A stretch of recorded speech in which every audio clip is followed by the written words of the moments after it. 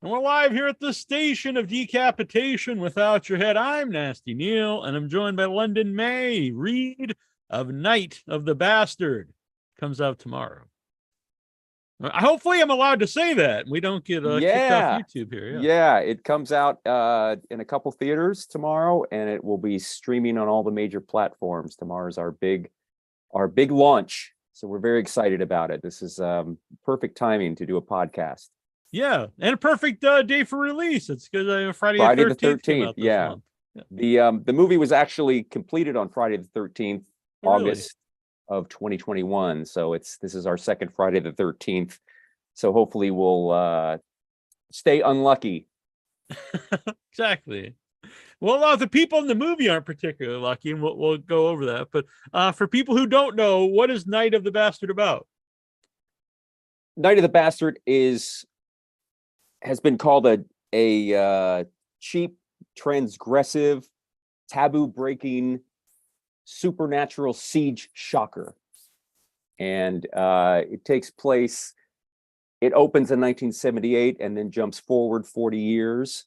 And it tells the tale of a murderous demonic cult and their quest for world domination through very, very twisted rituals involving babies and all sorts of wicked stuff. And there is it ends up a siege film out in the desert where a injured woman tries to take refuge in a grumpy old man's house. And it's like a Gen Xer and a millennial having to put their differences aside and work together to get through the night. Right. And you said about, there's a lot of taboo stuff in the movie, especially. So I don't want to spoil the movie, but right away you see something that you don't necessarily see in many movies involving a baby being ripped out of the mom. So I think right away you just spoiled it, Neal. You just spoiled it. But it's only a few minutes into the movie. Yeah, but still, we'll cut that out. It's your first podcast. Don't give away the shock. All right. Well, it's very right at the beginning. You'll be in for what kind of movie you're in for. Yeah, there's lots of gratuitous gore and violence and nudity and sex. We try to check all the 70s exploitation boxes. Give the people their money's worth. If you want to sit down and spend 82 minutes with us, we're going to make it worth your while. So it played a lot of festivals. It played in a Fright Fest, which I was at. Did you get to see it with an audience? I did. I have been all over the world with it. We started in Indianapolis and ended up in Spain and England, Atlanta, San Francisco. Where else? Las Vegas. We got around, and it was incredible to see it with an audience. Definitely, it works at home, but it definitely has a midnight movie vibe, participation vibe in a theater full of people who are just ready to have a good time and laugh. It's also has some very wicked, funny moments as well. But it is a really stand up and cheer and scream and laugh and have a good old time. Yeah, I mean, I think the best way to see any movie when possible is in the theater, but it's not always possible, so it's still gonna be cool to watch at home. But I imagine watching it with people was a really cool experience. Yeah, they're in on it. They're there to be entertained. They're not on their phones. They are. The movie has a 70s sound design, so it's a little quieter than most of than Avatar and the big movies that you see these days. So you actually have to kind of lean into it, which makes it kind of a more intimate experience. People aren't kind of thrown back by it. They're leaning into it, and then they get kind of startled every 5 to 10 seconds. Yeah. Just a weird kind of a side thing about that is, so I also do a pro wrestling podcast, and Jake the Snake Roberts always told me on the show, he said he always did his promos low, and all the other wrestlers were big and screaming. And he said because it made people look in and pay attention to what you're saying. Whoa! Jake the Snake fucking rules. Exactly. I'm happy to have that in common with him. Yeah, like you kind of have a similar vibe to Jake the Snake. Hey, I'll take that. I'm sure he's a little more adept in the ring than I would be. Right. But I do love wrestling. Aesthetically, I do love wrestling. Thank you. Yeah. So you're credited story by you and Eric, who directed it. So how did that come about? Did you guys have the story and then some people wrote the script? Like, how does that come to be? Yeah, Eric and I came up with the story. We have been working together on films for the last 8 years, and we decided that we were going to take a huge leap from making shorts ourselves and financing themselves and producing them ourselves to making a feature and doing it ourselves. And it starts with a very practical idea of making a film on what you have available and like what films can be made on a limited budget with a limited crew. And Eric loves siege films. We both love Satanism and demons, and I like so that quote. was I'm gonna use that. yeah. So we both are. If you've seen Brutal Realty, which is a black metal demon movie, this is kind of another sprocket on that wheel of dark occult stuff, which is something we're both tickled about. And we had shown Brutal Realty in a festival in Las Vegas, and on the way home from the festival, we ran out of gas taking a detour through an area called Wonder Valley, California, which is very, very sketchy, desert, isolated community. And that night, waiting for roadside assistance, we saw some sketchy people doing some sketchy things, and it really was the kind of the personal night of the bastard for us. And that and Eric's appreciation of the Manson family and serial killing, and we just kind of took a small idea of a siege film in a house in the desert and then built a universe around that, and not wanting to I wouldn't say it's an overdeveloped film, but we tried to give it subtle nuances to make it special for the viewer and for the people making the film. So did you have like a location planned out when you're thinking of the movie, or? We did. We had an original location. Eric had a house. Him and a partner had purchased a house in the desert that they were using as an Airbnb. And this movie was delayed for a year because of COVID. And the house that we were going to use got sold. So we had to scramble in a month and find a new location. And the location that we found ended up being way more appropriate for a really sleazy, scuzzy little movie like Night of the Bastard. Yeah. And it feels lived in. It seems like this has been around. It wasn't like I'm sure there's stuff you did to make it fit in, but it seems like it was already there. It is actually lived in. The woman the disabled veteran who lives there was on set the entire time. She would be in a different room while we were filming inside of her house. Interesting. Did she ever see the movie? It's not been out yet. It's been under kind of lock and key. True. A lot of the cast and crew have not seen it as well. But yeah, so we pretty much, the cast and crew kind of lived that movie for 11 days that we shot it. Mm-hmm. And we were filming at her house, 12, 16 hours a day. And I'm sure she saw some wild stuff. Did she have at any time ever ask, like, what the hell was going on here? She came out a couple times while we were filming outside. She would just kind of open the door and walk out, and interrupt a scene. At one point, there was a desert monsoon, and everything that could have gone wrong during this movie, during the filming, did. I mean, this movie kind of should not have been made. But we were able to get through it. But during a monsoon, her roof got blown off. It kind of rolled up like a sardine can. Oh, wow. And the fire department came out because the roofing material had fallen onto the power lines. And when the fire department came out, the front of the house is covered in blood for the film. And so they came out with their axes ready for a crime scene.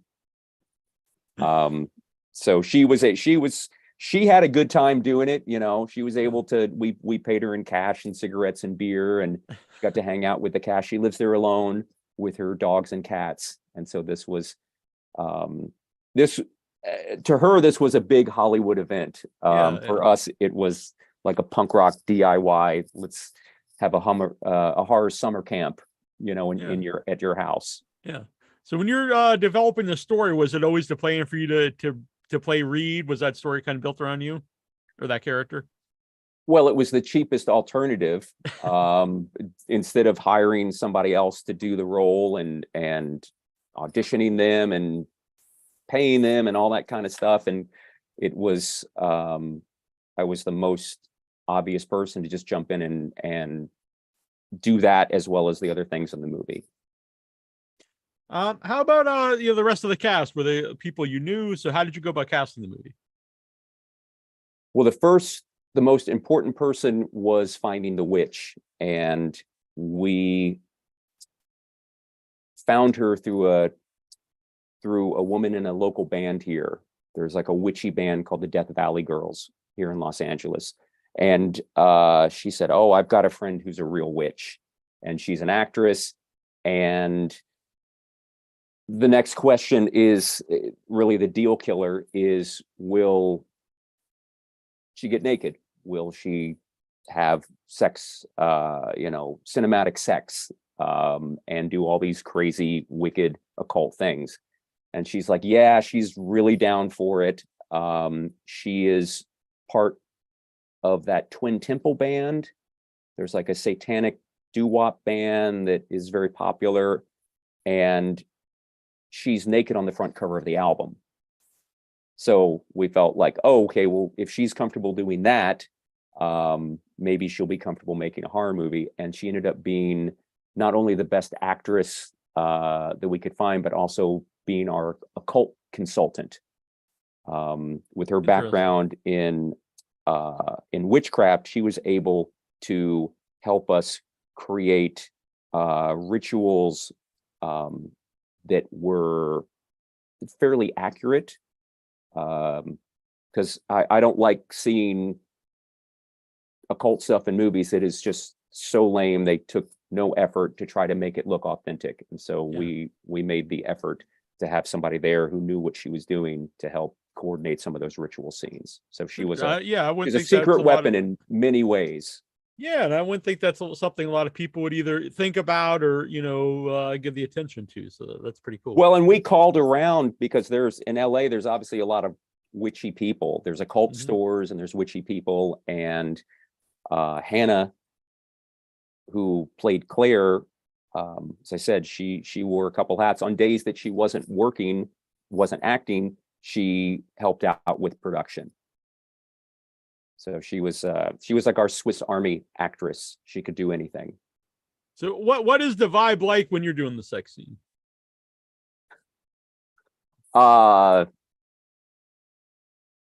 it's a closed set. It's very respectful. It's not sexy. Right. And I wouldn't do anything. I wouldn't ask anybody to do anything in a film that I wasn't comfortable doing myself. So if there was nudity involved, count me in. If there's gore and dirt and sex involved, I'm game for that too. So anything that I ask of anybody else, I also ask of myself.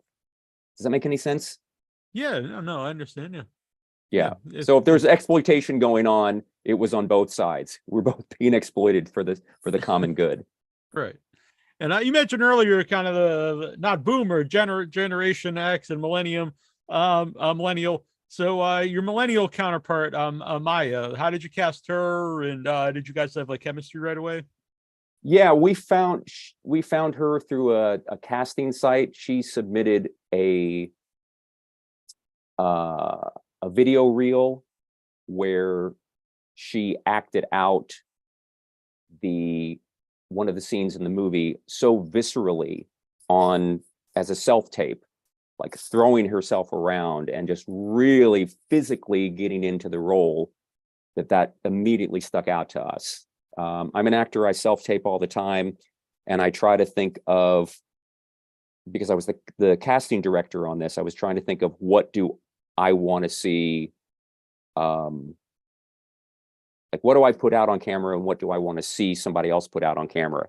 And since this is such a physical movie, I really wanted to see. I mean, it's also not Shakespeare. We're at our budget, and for our storyline and our script, it is what it is. It's a grindhouse thriller. We're not going to win any awards for acting or anything like that. So we really needed somebody who was a physical actress, who really could get down and dirty and physical and could keep that energy up, because as you saw in the film, it just never lets up.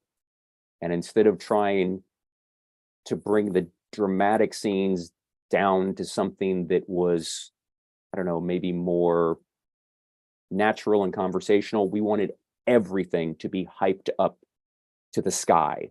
Like we wanted screaming at all times, because it's unnerving. It's unnerving, and you get uncomfortable watching people scream at each other.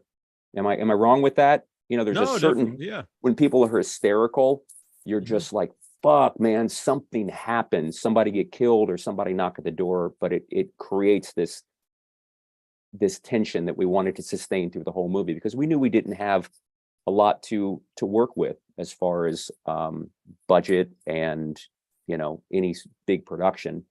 So we wanted to just keep things very, very stressed, and she came right out of the gate knowing that we wanted her to just freak out for 2 weeks, and she did. Right. You said a very physical movie. How physically demanding was it for you? Because it's like a lot of action, especially as the movie progresses. I broke my shoulder during the Oh, filming, wow. so very physical. I was very excited to do my own stunts, and also the way that the film is shot and the speed that we shot the film in. We were shooting 15 pages a night. There was no there was no time for stunt doubles. There was no, what you see is the cast rolling around and fighting and jumping around in the desert. And we had a stunt coordinator there. And at some point, my arm got fucked up, ripped up. My bicep got torn. My labrum got torn. I didn't feel it then. It didn't kind of kick in until like the next month. Oh, wow. Because I was going to say, you talked about, not a huge budget. So I was wondering how you could take time off for it, but you don't even really notice it until. Just take after take after take, and your adrenaline is so high. It's almost like being in combat, where you just, you throw a Band-Aid on it and just go back out there. Because if anything had happened at any time with any of the cast or crew, the movie would have been shut down. If I'd gone to the hospital or anybody else had gone to the hospital, it would have been over. So how's the arm now? I had surgery in August, and I am doing aggressive PT with it, and it is coming along. This is huge progress. I do this in every interview because I'm really trying to inspire myself. But the whole summer while we were at festivals, I was in a giant like orthopedic brace. So this is huge. I can throw a little punch, pow. I couldn't do that, and I kind of thought things were over for me. So I'm happy to be on the rebound.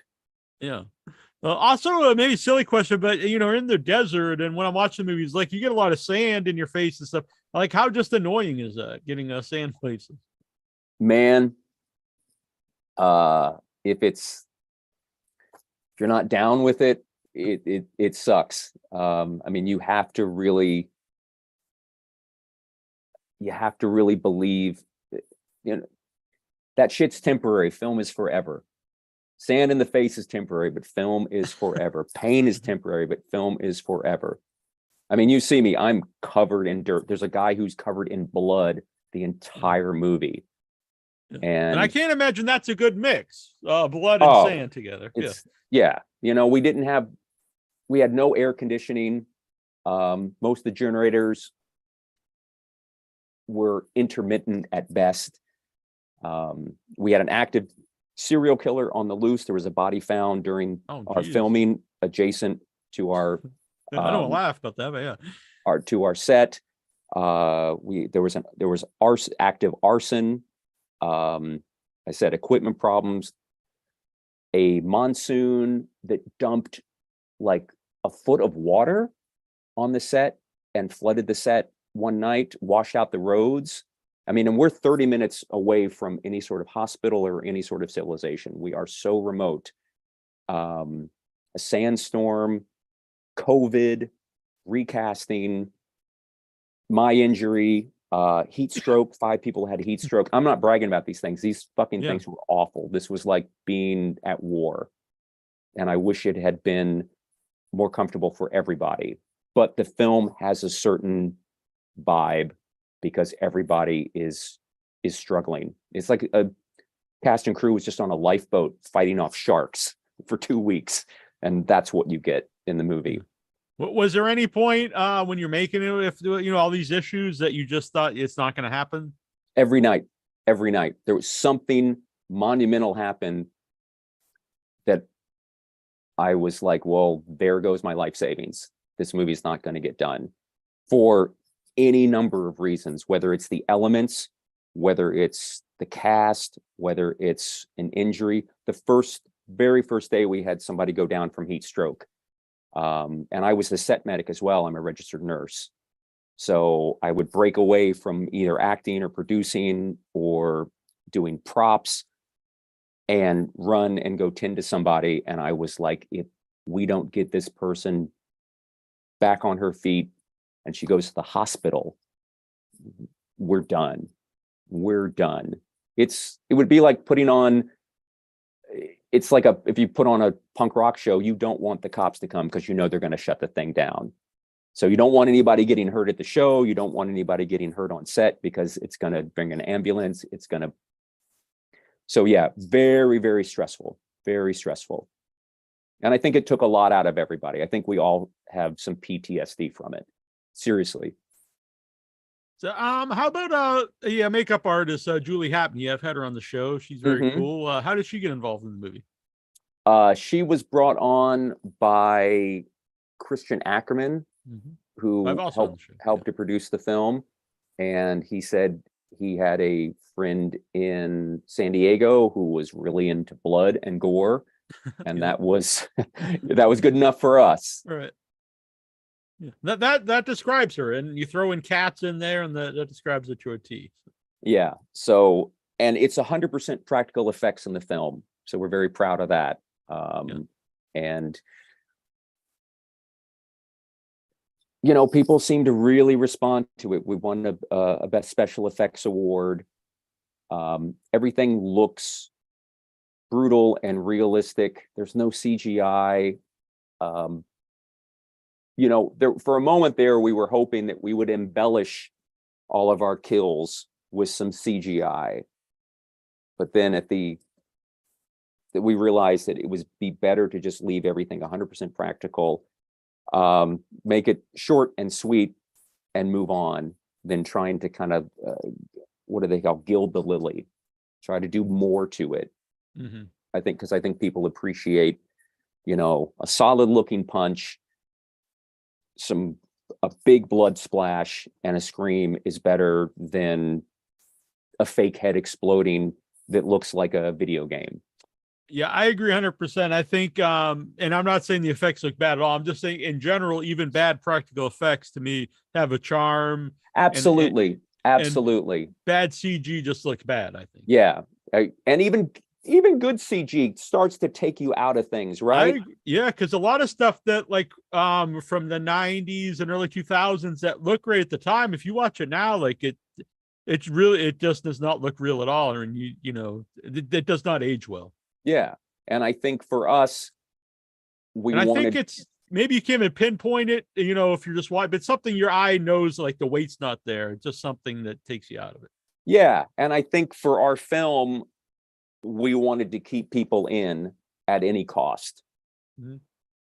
If this was your kind of film, we wanted to celebrate that and respect you enough to make sure that the gore was appropriate for what people are looking for. That's a good point, because if you like a 70s grimy movie, you're not going to want the CG. And if you are like a CG person, you might not even watch it in the first place. So, exactly.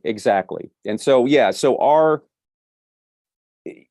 Eric and I's respect for each other is to push this thing to the point where we both feel very, very comfortable and confident with it. And so if there's something that he thinks, could use a nudge, I will make sure that gets taken care of, as much as he will work on something that I think is maybe more character or heart and soul of the movie. He wants to cover all the gore and stuff, and I want to kind of cover the more human elements of it. Well, that works then, because I think one, helps the other. You can't have all one or the other.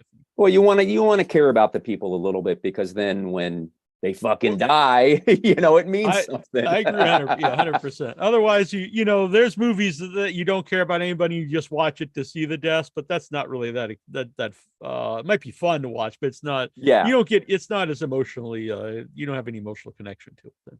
Yeah, and as an actor with not much experience, most of us were pretty green on the set of this movie, and so it was it was a learning experience for us all. How to I mean, it's not the Citizen Kane of horror movies. It's a lot of fun, and it's exciting, and we did really well for what we had to work with. I'm really, really proud of it. I really enjoy it. It's the kind of movie I like. But the thing about horror movies, I like all different kinds. So it really depends what kind of mood you're in for, in at the time. And now this is a movie that I like. I like these kind of 70s. I mean, I was wearing their shirt for this interview. It's not nice Bass's shirt. Nice. Satan's Devils here, yeah. Real Badger, I'm not sure his real name, but he said that I don't think it's Real Badger is his real name, but he says I met London on the Tension Experience, and he cast me in a cool music video of his. Oh, I know him. Oh, Jeffrey. Hi, Jeffrey. Is that you? Way to go. Nice to hear from you. Very cool. And I have to bring this up. I saw it was banned in Pakistan. So when you hear that news, I know you don't want to be banned anywhere, but it also at the same time has to be kind of hey, this is pretty cool. We got banned somewhere. Yeah, that's a double-edged sword, because that's Pakistan is the 5th largest country in the world. Obviously, we're not going to connect with 99% of those, but if we connected with 1% of those, that's a huge audience for us. And I love Pakistan. I feel I'm a globalist in ways. And I was very excited when it got booked into a theater chain. Skeptical, but excited. Yeah. And knowing that the film had played in Spain and England, and as a kid, these are exciting things. I've always thought that was, for me personally, it was cooler to play somewhere unique than to just play in LA. So we were very excited about that, and then this week they banned it. So it was supposed to open tomorrow at a theater chain, and they canceled and they had promoted it and everything. Yeah. And you know what specifically they had an issue with? Because I guess it could be a lot of different things. I asked the distributor if they could get me a list, because because that satisfies the other part of me, is that I grew up on Faces of Death and Cannibal Holocaust and banned, and how exciting that was and how that was an instant grab off the shelf if I saw something was banned. Yeah. So I imagine, I mean, you've seen it, there is so much offensive material in there. Right. It could be I was shocked. I said that it was even considered. I don't know. I don't know what they were thinking in Pakistan. Right. But Yeah, it's a shame. I wish I could airdrop a bunch of DVDs right. into the main city, because I think they'd get a thrill out of it. But Did any when you're doing the festivals, did any of the other countries not want to play? Because I would assume different things are more important in different places. Like in the States, probably nudity is worse than the violence, and then in other places the violence is worse than the nudity, and then in some places maybe the Satan elements. So. Not that I'm aware of, but I think there'll be some more stuff that we're going to find out about once the movie kind of goes into a broader audience. Eric has received his first death threat. Oh, wow. Which is scary. Yeah.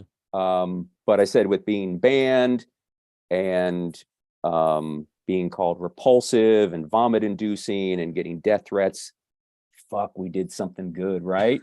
Exactly. Right? Yeah, I think to the audience of the movie, these are all reasons for Yeah. people would want to see it. So. Yeah. So as I said, it's I'm a people pleaser. I want everybody to be happy. But then on the other side, I'm like, fuck yeah, this is fucking crazy. But we didn't, but Neal, we didn't water down this movie. Right. When you are self-financed renegade production, we broke away from the Hollywood mainstream and did everything ourselves, is that we didn't have to compromise. We didn't have to apologize or compromise or ask permission. We did everything that we wanted to do in the film, and we found a distributor unbelievably who would support that. And that is remarkable. We expected cuts in the movie, but people are seeing an uncut, uncensored version of this movie, and it's remarkable that it's playing anywhere. Yeah, so it's select theaters tomorrow. Where exactly? What are the cities? Tomorrow, let's see. I'm going to read it off for you. Yeah. Tomorrow, it's playing at the Film Noir Theater in Brooklyn, New York. The 18th of January, it's playing Film Scene in Iowa City. That's an encore screening there. We've already played there. And then in Albuquerque, New Mexico, on the 20th at the Guild Cinema. There'll be more to be announced. Tomorrow, it's streaming on all the major platforms: Apple TV, Vimeo, Amazon Prime Video, Google Play, Vudu, and Xbox. Very cool. And maybe it's too early to know, but do you have plans for a physical release? Yeah, I'm glad that you asked it. I'm glad you asked about that. Yes, we are. And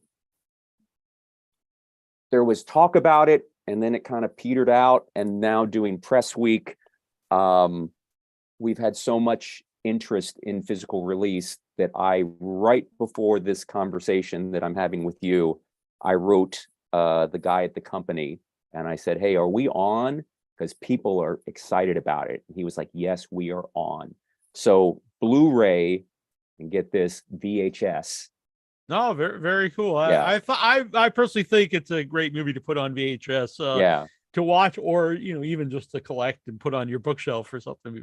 Yeah. So I'm excited. I was like, if I go through another interview faking that we have that kind of in the shoot, I don't want to do that. So maybe I can get some more information. And right before we talked, I got the go ahead that is actually happening. It probably won't happen until the summer and the fall. Yeah. These things, they just take forever. Mm-hmm. But I'm very excited. An offshoot of Vinegar Syndrome is going to be handling the release. Very cool. So we feel like we're in a very good home. This is one of the perks of playing a film festival, is somebody who was at the film festival, was like, this is a perfect home for our company, you know. Yeah. And Yeah. people who go to film festivals, you know what it's like. It's like there are people, there are tribe. That's who you want to work with. Yeah. Just real quick, what would you tell people the benefits of doing a film festival? Because I have some people on who say, you know, they don't believe in film festivals, but I personally have had great experiences, and it led me to, you know, making some things. So, what are your thoughts on film festivals? I love film festivals, and doing festivals is, to me, the I'm sorry, I just kind of lost my train of thought because I looked at the wall and there's something crawling on it. Film festival is the to me, it's the payoff. That's if you get into them. I mean, it's getting a short into film festivals is relatively, you know, you have a good chance, you know, if your stuff is pretty good. Getting a feature into film festivals is a lot tougher because you only have a certain amount of time that they can allot to feature films because they're so much longer. You know, a 90-minute feature film, that could be 9 short films. So feature films are tough, but the people that I have met at film festivals will be my friends for life. The people that I've got to rub elbows with, the people that I've learned from, being able to travel and celebrate your film in an audience, to me, it's like taking my band on tour, which is something I grew up doing. And festivals, I mean, I get really excited about, we just won another festival yesterday, like the Palme d'Or of San Francisco. We won the top feature at another Hole in the Head Film Festival. And this may not resonate with the general public, but as a filmmaker, it means a lot. And I think they help to kind of create a buzz about your film. You know, you can just release your film on YouTube, but I think festivals, if you make something that you're proud of, festivals for us have been very, whether it's Brutal Realty, which did great at festivals, and now, here's the also thing too. I don't know if Neal is like, once you kick in the door with one film at a festival, you are always welcome back. Right. You know, whatever you have coming up next, they're interested in, you know, and that's nice, creating like a network around the world of people who are interested in the stuff that you create. And I love festivals. I love going and watching the film, and sometimes it's the only time you'll get to see it with an audience. Most cineplexes are not showing indie movies these days. Yeah, it's like ours. A little bit more now since Terrifier 2 did well, but it's still that how long will that last? That kind of, you know, the buzz off that, but it's still very, very rare. There's still not that many that play. So, and just said, being able to, we screened in Spain, packed house, sold out, subtitles didn't work. Oh, really? Oh, wow, that's bad. Yeah. So the film started, and I was like, this is going to be a nightmare. And the walkouts started. As soon as the dialogue started, a couple people, don't. And I was like, this place is going to empty out in the first 10 minutes. Everybody else stayed and watched an entire movie in a foreign language with no subtitles, and were able to enjoy the film and give it a standing ovation. And it just was like, holy shit, I think we have something. Yeah. I mean, honestly, that's why I heard the buzz way before, you know, I got any emails about the movie coming out, was at the festivals. Well, thank you. That's right. You know, I mean, I love festivals. I love that. That's where I get my movie news. That's where I find out about movies that I want to see. I don't go to Variety. It's all, I love Shudder and all these, but it's, you know, I see the movies like a year sometimes, or a few months sometimes, a year before they hit Shudder or whatever. And then there's some movies that I never see anywhere, which it's cool that I got to see it, but it's also sad that, like, well, that movie was really cool, but it never really found its home anywhere. But there's many reasons for me to really love the festival. Neal, doesn't that break your heart? I have seen so much cool stuff that never got released. And Mhm. and I'll come home and I'll be like, I saw this, that, and blah, blah, blah. You got to see it. Well, where can I see it? Oh, it eventually never comes out. Yeah. And so I feel very fortunate to have a movie. You have a movie that came out. We have a movie that came out. I mean, we're just the luckiest people around, you know? All right. So Night of the Bastard, people can watch it streaming. And where can people go to see, like, because you said it might expand to some other theaters. Where could they go to find that information? Thank you for asking. They can go to the Night of the Bastard Instagram site. They can go to Bastard Movie 2022 on Twitter. God, I wish I could. Can I alter that now that the movie's out in 23? Yeah, this is because, we started our own media stuff, Right. before we had anybody, before the film was picked up. Mhm. We wanted to kind of start people checking some of the artwork out and stuff before we, it's just kind of part of the hype, it's very DIY. So yeah, Twitter, the Night of the Bastard on Facebook. They can find London May on any of those sites as well. And I'm sure my music fans are fucking bummed that this is all that I talk about these days, but nobody I'm cares gonna more check out about your this stuff. music. I feel bad that I'm not more versed on your music, but I'm gonna check it out. Oh, that's quite all right. Hey, if I haven't taken care of you in a hospital and you haven't listened to my music and you haven't watched a film of mine, maybe I'll go into a fourth act of my life where we'll cross paths. But All right. Yeah. I yeah. spent my share of time in the hospital, but I'm Oh, healthier now. okay. So yeah, so Good. hopefully Good we for won't do that. you. But yeah. Good for you. All right. Well, it's been very cool to talk with you. Neal, it has been my pleasure. Thank you so much for having me and helping to spread the word about Night of the Bastard. And I hope you had a good time. I And did. thank you for checking the film out. I really appreciate it. Yeah, I hope people check it out. I really dug it, and I think a lot of people who like that kind of movie. It's not gonna be for everybody, but for people who like that kind of movie, they're gonna really like it. Yeah, it's And a it's lot already of got a lot fun. of buzz. So, yeah. It's Thank you so much. Well, we're excited about tomorrow for the world to either come kicking our door down to burn us at the stake or let us make another one. Yeah. Right. Well, I think it's definitely a movie that I don't think people watch and be like, whatever. It's either people are gonna be really into it or it definitely will not be for them. Yeah, yeah. It's not for intellectuals. If there's intellectuals watching right now, just save your time and save your money. There's room for everybody, but we carved out a little teeny notch for ourselves here, and for the true fans, we got you. Very cool. All right. I'm gonna play us out with our music of the month, the 2 Minute Cage, and thank you for joining me. And we'll do it again sometime. Please. Thank All you. right. Thank you.